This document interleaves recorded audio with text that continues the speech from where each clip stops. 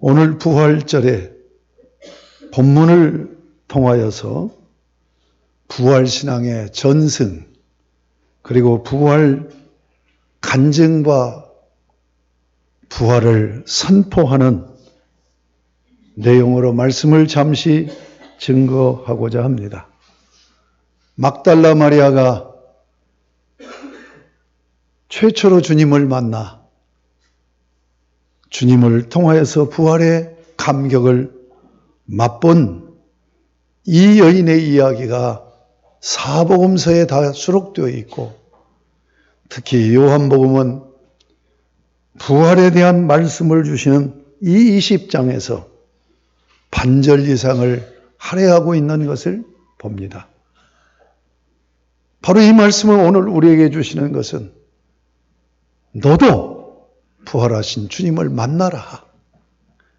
부활절 행사로 지나가지 말고 부활하신 주님을 이렇게 만나라 하는 말씀을 주시고 있다고 봅니다.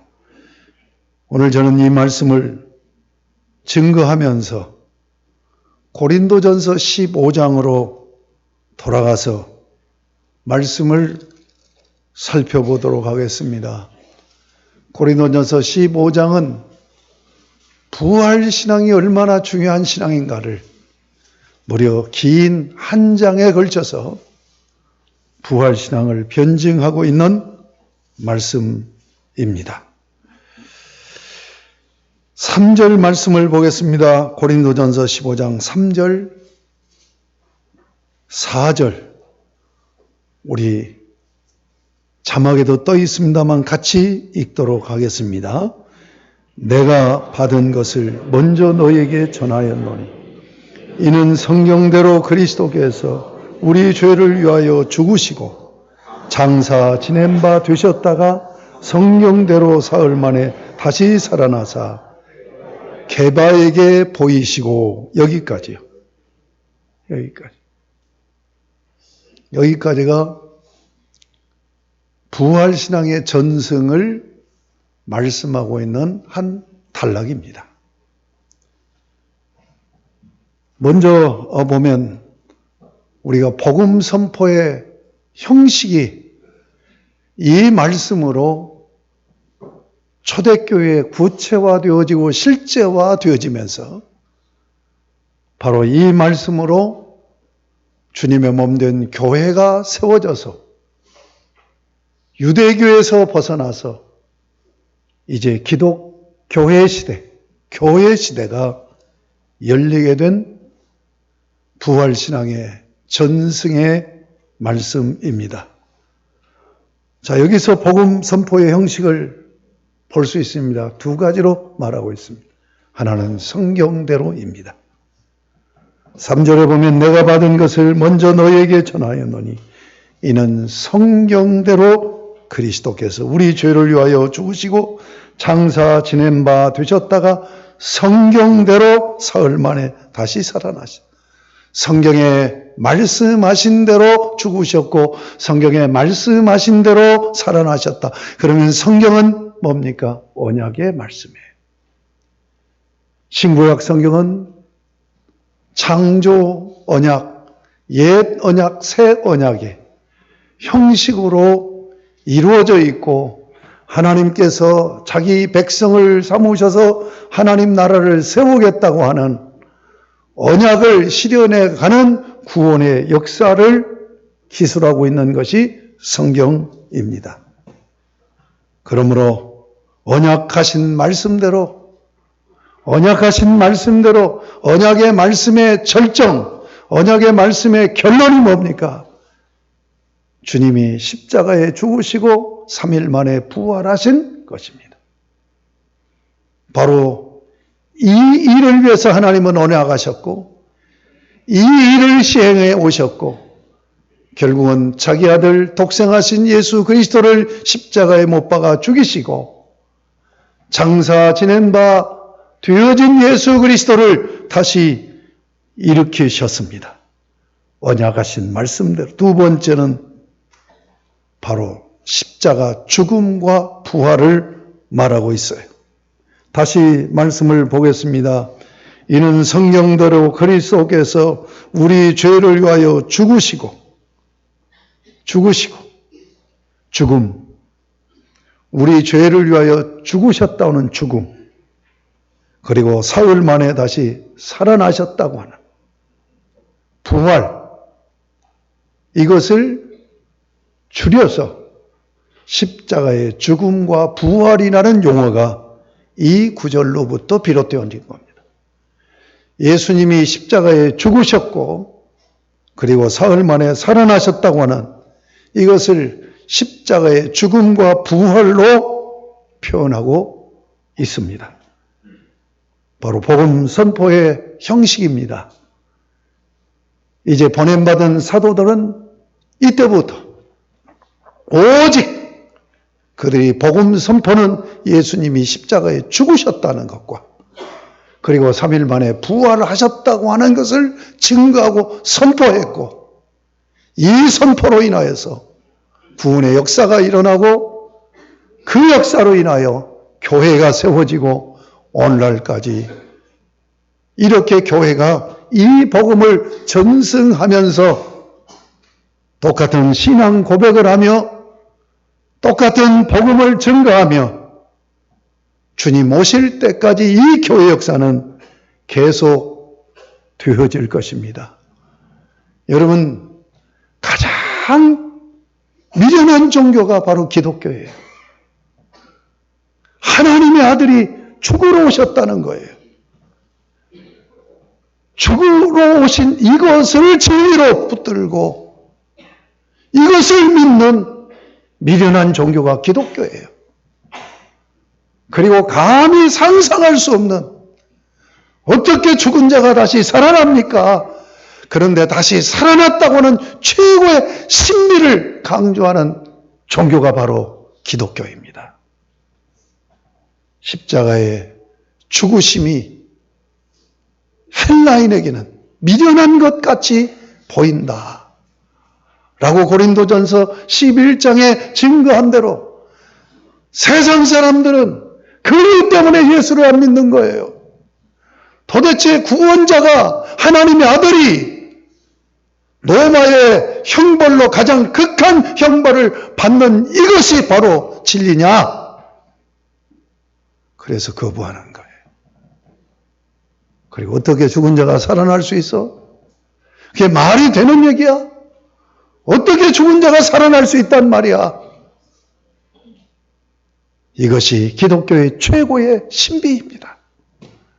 그래서 예수님께서 죽으시고 3일 만에 부활하실 걸 여러 차례 제자들에게 말씀하셨음에도 불구하고 예수님을 따르는 제자들과 그를 따르는 모든 자들이 예수님이 부활할 때까지 그것을 전혀 받아들일 수가 없었어요.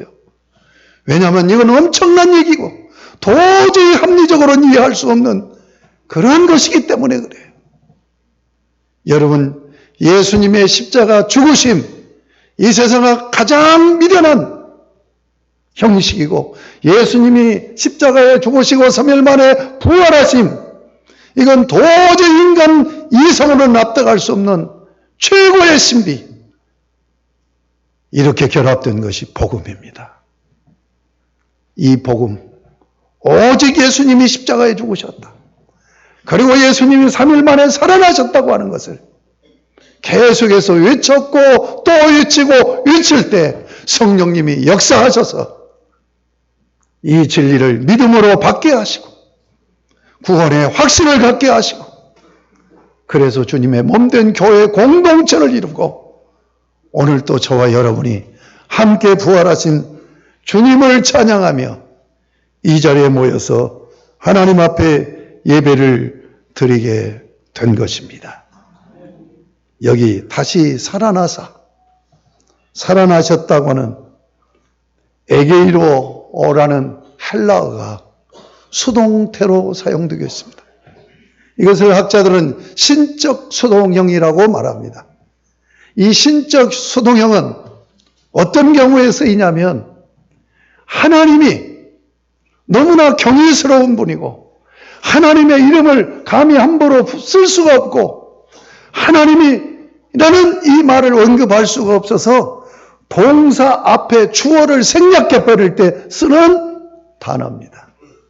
그러니까 다시 살아나서가 아니라 다시 살리셨다는 거예요. 하나님께서 살아나게 하셨다고 하는 신적 수동형을 쓰고 있는 것도 특이한 부분입니다. 그 다음에 생각할 것은 이 복음 선포의 형식을 전승해가는, 다시 해서 예수님이 십자가에 죽으심과 부활하심을 목격한 사도들로부터 계속해서 이 복음이 전승되어서 같은 신앙 고백을 하고 같은 믿음을 가지고 한 교회가, 예루살렘 교회 설립으로부터 주님 오실 때까지 세워지는 모든 교회가 이 진리를 전승하면서 교회가 교회로 서게 되는 것입니다. 오늘 말씀을 보면 전승 형식이 나옵니다. 3절에 내가 받은 것을 먼저 너희에게 전하였노니, 받았다, 전한다 하는 이 형식이 구약 이스라엘 백성들에게는 아주 중요한 형식입니다. 그러니까 하나님으로부터 계시 받았다. 그리고 이것을 너에게 전한다. 하나님에게 계시 받았다. 이것을 너에게 전한다. 이 형식을 통하여서 이 복음이 지금까지 계속 전승되어서 오늘도 우리가 부활하신 주님을 찬양하고 부활하신 주님을 높이게 되는 것을 봅니다. 그러면 예수님의 십자가 부활을 최초로 전승한 자가 누구입니까? 다시 4절, 5절을 보겠습니다. 부활하셔서 게바에게 보이셨고 후에 12제자에게 그리고 그 후에 500여 형제에게 일시에 보이셨고 7절에 보면 그 후에 야고보에게 보이셨고 그리고 8절에 보면 그 후에 모든 사도뿐만 아니라 맨 나중에 만삭되지 못하여 난자 같은 내게도 보이셨느니라. 보여주셔서 부활하신 주님이 성경대로 살아나셨을 뿐만 아니라 언약하신 말씀대로 살아나셨을 뿐만 아니라 살아나신 그 주님의 부활하신 그 몸을 보여주셨다라고 하는 이 말씀으로 전승되어져 나가는 것을 말씀하고 있어요. 근데 맨 먼저 전승한 사람이 누구예요? 누구라고 말합니까? 게바라고 얘기해요. 사실 오늘 요한복음 본문을 보면 게바가 아니죠. 막달라 마리아입니다. 오늘 왜 그런데 왜 막달라 마리아가 언급되어 있지 않고 게바부터 시작합니까? 이것은 사도의 대표성을 가지고 바로 이 베드로에 의해서 예루살렘 교회가 설립이 되어지고 그래서 이 복음으로 바로 이 교회가 세워지고 이 복음이 교회를 통해서 계속 전승되어진다고 하는 이것을 강조하기 위해서 게바에게 보이셨다라고 말씀하고 있지만 오늘 본문으로 돌아갑니다. 본문으로 돌아가면 안식 후 첫날 일찍이 아직 어두울 때 막달라 마리아가 무덤에 와서 돌이 무덤에서 옮겨진 것을 보았다라고 하는 것으로부터 부활의 증거, 부활의 전승이 시작되고 있는 것을 봅니다. 그 사실을 제자들에게 알립니다. 4절에 보면 베드로 그리고 요한이 무덤으로 달려갔습니다. 그리고 들어갔습니다. 세마포가 놓여 있고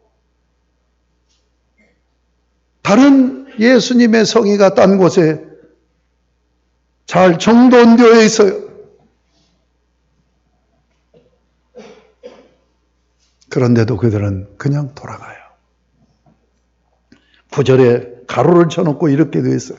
그들은 성경이 그가 죽은 자 가운데서 다시 살아나야 하리라 하신 말씀을 아직 알지 못하더라. 그렇게 여러 번 주님께서 말씀하셨음에도 불구하고 합리적으로 받아들여지지 않아서 그들은 알지 못하고 그냥 돌아가요. 그런데 막달라 마리아는 그 무덤가에 앉아서 울고 있습니다. 여기 운다고 할 때 통곡하는 것을 얘기해요. 흰옷 입은 두 천사가 예수님 시체 누웠던 곳에 하나는 머리편에 하나는 발편에 앉아 있어요. 천사가 말합니다. 13절에 여자여 어찌하여 우느냐 이러되 사람들이 내 주님을 옮겨다가 어디 두었는지 내가 알지 못함이니이다. 이 말을 하고 뒤를 돌아보니 예수님이 서 계셨습니다. 그러나 이 여인은 아직도 부활신앙을 가지고 있지 않기 때문에 알지 못하였다라고. 15절에 예수께서 이르시되 여자여 어찌하여 울며 누구를 찾느냐.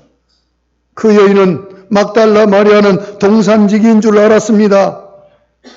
당신이 내 주님의 시신을 옮겨놨거든. 알려주세요. 그러면 내가 가져가겠습니다. 예수님이 마리아야. 깜짝 놀랍니다. 납비요. 예수님의 음성을 알아차린 거예요. 17절에 나를 붙들지 말라. 내가 아직 아버지께로 올라가지 아니하였노라.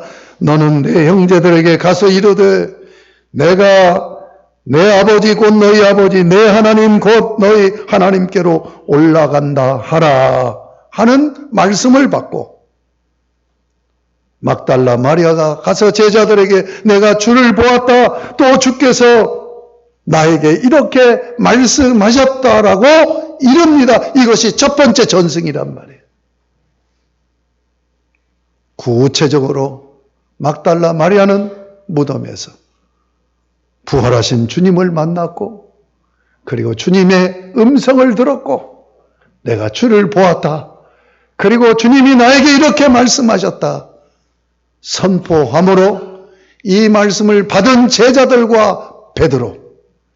그래서 고린도전서 15장 5절에서는 게바에게 보이셨다라고 하는 말씀으로 시작되고 있는 것을 봅니다. 주님을 가장 먼저 부활하신 주님을 만나고 그 부활의 복음을 전승한 막달라 마리아 이 여인의 신앙을 우리는 눈여겨볼 필요가 있습니다. 자, 그는 어떻게 간증했고 어떻게 선포했습니까?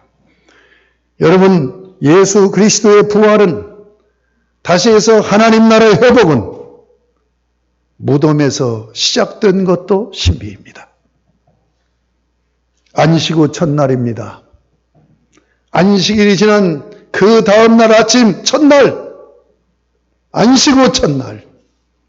여러분, 부활하신 이 주님의 부활의 날이 우리의 주일이 돼서 매주일마다 부활하신 주님의 이름으로 하나님 앞에 예배를 드리고 영광을 돌리게 되는 것입니다.